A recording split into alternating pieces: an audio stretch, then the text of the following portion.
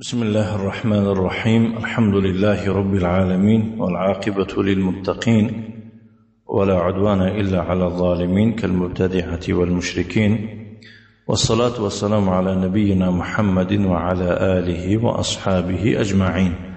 أما بعد، فنتابع درسنا من كتاب الملخص في شرح كتاب التوحيد لشيخ الإسلام محمد بن عبد الوهاب بن سليمان بن علي رحمه الله تعالى، والشرح لفضيلة الشيخ العلامة صالح بن عبد الله الفوزان حفظه الله تعالى. اقرأ. بسم الله الرحمن الرحيم.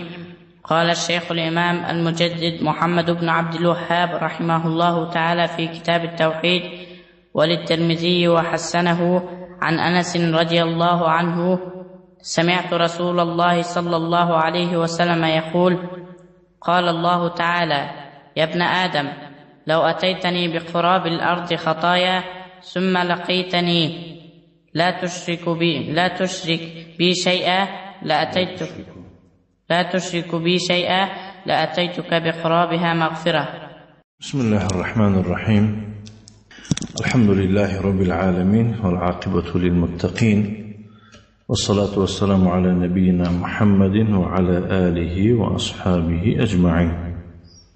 اما بعد، اینک ما درس خود را دوام میدهیم از کتاب الملخص في شرح كتاب التوحيد از آن شیخ الاسلام محمد بن عبد الوهاب بن سليمان بن علي رحمه الله تعالى، شرح از آن شیخ علامه صالح بن فوزان حفظه الله تعالى.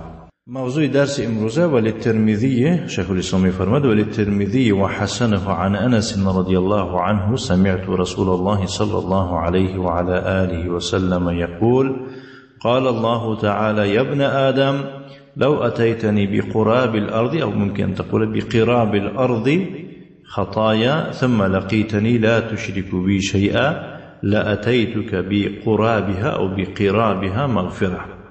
اینک شیخ می فرماید و از آن ترمذی، یعنی که روایت آمده است و این اسنادش ترمذی حسنه، اسنادش خوب گفته است.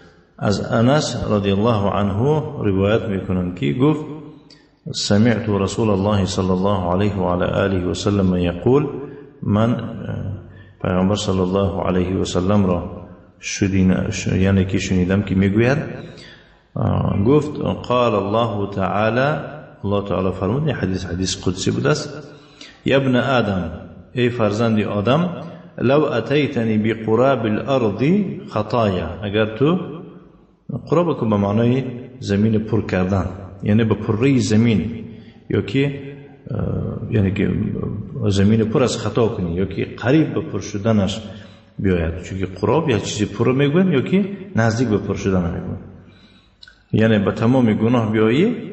ثم لقیتنی لا تشرکو بی شیئا، بعد از آن تو بمیری و به من ملاقات کنی، زیرا که انسان تا نمیرد ملاقات نمیکند با الله سبحانه و تعالی، در حالی که به من یگون چیز شریک آوردگی نباشه، یعنی هر گناه کردگی باشی و مهم شرک نکردگی باشی، لأتیتک بقرابها مغفره، من یعنی زمین رو پر از مغفرت تو را استقبال میگیرم، یعنی گناهات مغفرت میکنم. این موافق به همون آیتی که ان الله لا یغفر ان یشرک به و یغفر ما دون ذلك لمن یشاء. این به شیخ داشت میفرماید: اخرجه الترمذي والدارمي واحمد وحسنه الترمذي. یعنی واقعا حدیث بچه با شاهداش به درجه چی میرسد؟ حسنه، یعنی که به درجه خوب میرسد. یعنی با دیگر جا اومده است این حدیث. شارح میفرماد: عن انس، هو انس بن مالك بن النضر الانصاري الخزرجي خادم رسول الله صلى الله عليه وعلى آله وسلم، خدمه 10 سنين. انس، این مراد از او کیست؟ انس بن مالک بن النضر الانصاری الخزرجی، خادم رسول الله صلی الله علیه و آله، یعنی که خدمت پیغمبر میکرد. 10 سال خدمت پیغمبر کرد. بعد از 10 سال پیغمبر صلی الله علیه و سلم چی وفات کردند. وقال النبي صلى الله عليه وعلى آله وسلم، پیغمبر صلی الله علیه و سلم نسبتی چی انس ابن مالک چنین گفت اللهم اکثر ماله و ولده و ادخله الجنه. ای الله مالش فرزنداش زیاد کن و او را به جنت داخل گردان. در حقش دعا کردم. مات سنه 92 وقيل سنة 93 للهجرة وقد جاوز 100. نعم. در سال 92 با هم خیلی گفتن که در سال 93 وفات کرد، 92 یا 93 هجری وفات کرد و از حد گذشته بود. قد جاوز. نعم.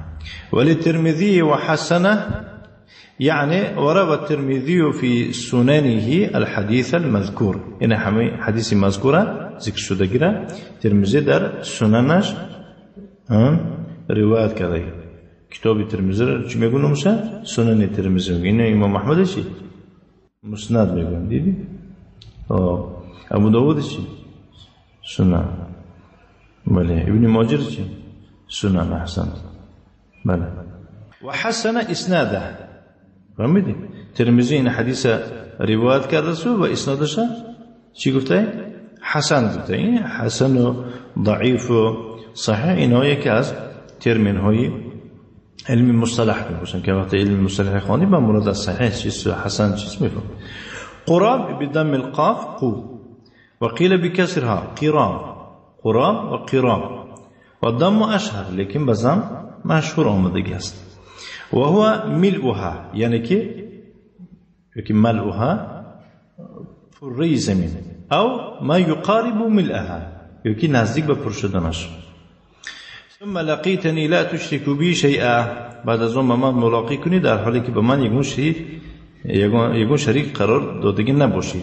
یعنی ثم مت ممکن تقول مت او مت حال كونك سالما من الشرك. یعنی سپس تو بمیری در حالی سالم باشی یعنی تنج باشی از شرک. و هذا شرط في الوعد بحصول المغفرة. انا می شرط است در چه؟ در وعده با چه؟ به دست آوردن مغفرت. یعنی همون وقت تو مغفرت الله را به دست میبری، آمرزش الله را به دست میبری، وعده الله برای تو محقق میشود به شرطی که این شرط چیکار کنی به جا بیاری. یعنی که از شرک کنار باشی. مغفرتا الغفر لغتا الستر. یعنی مغفرت از کلمه غفر گرفته شده در لغت به معنی پوشاندن است و شرعا تجاوز الله عن خطايا و ذنوب عباده. یعنی گذشتن الله سبحانه و تعالی یا که آمرزیدن الله سبحانه و تعالی از خطا و گناهان بندگانش. المعنى الإجمالي للحديث معنای خلاصوی حدیث. اگه از این حدیث چی خلاصه گرفته می شود؟ يخبر النبي یک اختصار. يخبر النبي صلى الله عليه وعلى آله وسلم عن ربه عز وجل أنه يخاطب عباده ويبين لهم ساعة فضله ورحمته. فهمیدی؟ پیغمبر صلی الله علیه و سلم از طرف پروردگار عز و جلش خبر میدهد که او سبحانه و تعالی بندگانش خطاب میکند و برایشان روشنی میاندازد واسه بودن فضل و رحمت خودش را و انه یغفر الذنوب مهما کثرت ما دامت دون الشرک. الله خبر میدهد بندگانش که گناه ها را میبخشیدن چقدر که بسیار هم باشند تا اندمی که و گناه ها غیر از شرک باشند. و هذا الحديث مثل قوله تعالى. این حدیث موافق همون سخنی الله سبحانه و تعالی است که میفرماید ان الله لا یغفر ان یشرک به. هر این الله با او شرک قرار دادن را نمی آمرزد و یغفر ما دون ذلك لمن یشاء و غیر از آن را برای کسی خواهد چیکار میکند؟ می آمرزد، می بخشد از غیر از شرک. برای همین دیگه گناه ها غیر از شرک و یا در تحت مشیت الله حق سبحانه و تعالی می باشند. مناسبت الحديث للباب. اکنون این حدیث با این باب چی مناسبت دارد؟ این باب درباره چه؟ درباره فضیلت توحید بود و چیزی که گناه را مغفرت میکند. ان فيه دلیلا على كثرة ثواب التوحید. در این حدیث دلیل آمده شده است به بسیار بودن ثواب توحید. بنابراین باید علم توحید بیشتر هرچی بیشتر باید که آموخته و عمل کرده شود. و انه یکفر الذنوب مهما کثرت. انا همین توحید گناه ها را چیکار میکردن؟ میبخشیده هر قدر که و یا چی باشن؟ بسیار هم باشن. یعنی چقدر که بسیار مهمه. ما یستفاد من الحدیث، اون فایده هایی که از حدیث گرفته میشه و 6 تا فایده ذکر میکنه شیخ. فضل التوحید و کثرت ثوابه، یعنی فضیلت و برتری توحید و بسیار بودن ثواب توحید. دوم فایده سعة فضل الله و جوده و رحمته و عفوه، یعنی وسع بودن فضل و سخاوت و سخیگی الله سبحانه و تعالی و وسع بودن رحمتی و وسع بودن چی؟ عفو، بخشش الله سبحانه و تعالی وسع است. نگاه کن هم گناهات میبخشد، غیر باشد دیگه شرک نباشد درونشون. نعم. سيم الرد على الخوارج الذين يكفرون مرتكب الكبيرة التي هي دون الشرك. این حدیث با رد شده، یعنی جواب شده با مقابل خارجی ها یا که خوارج، کسانی که گناه کبیره انجام دادگی را کافر میگویند. اون گناه کبیره که بغیر از شرک و کسی یک میشه زنا کنه دزدی کنه برای چیش میگو؟ کافرش میگویند. این حدیث رد با اونها یکی علیهم. چهارم اثبات الكلام لله عز وجل على ما يليق بجلاله. این حدیث هم ده با چی موزه اثبات کلام برای الله سبحانه الله تعالی گام میزده.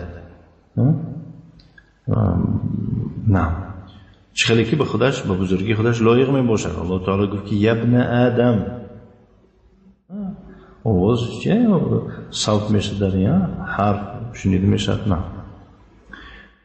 انجام بیان لمعنى لا اله الا الله، این بیان روشنی است نسبت معنی لا اله الا الله و انه ترک الشرك قلیله و کثیره.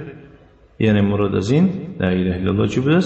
ترک شرک کردن است، خواه شرکی مایده باشد خواه بسیار باشد. ولا یکفی قولها باللسان، فقط لا اله الا الله را با زبان گفته این کفایت نمیکنه، طوری که در دیگه حدیث هم گذاشتیم.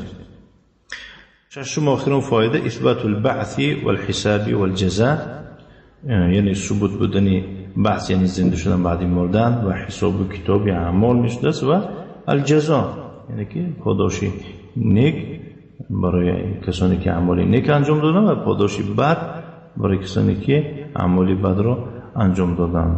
صلی الله وسلم علی نبینا محمد و علی آله و اصحابه و سلم تسلیما مزیدا و جزاكم الله خيرا وبارك الله فيكم.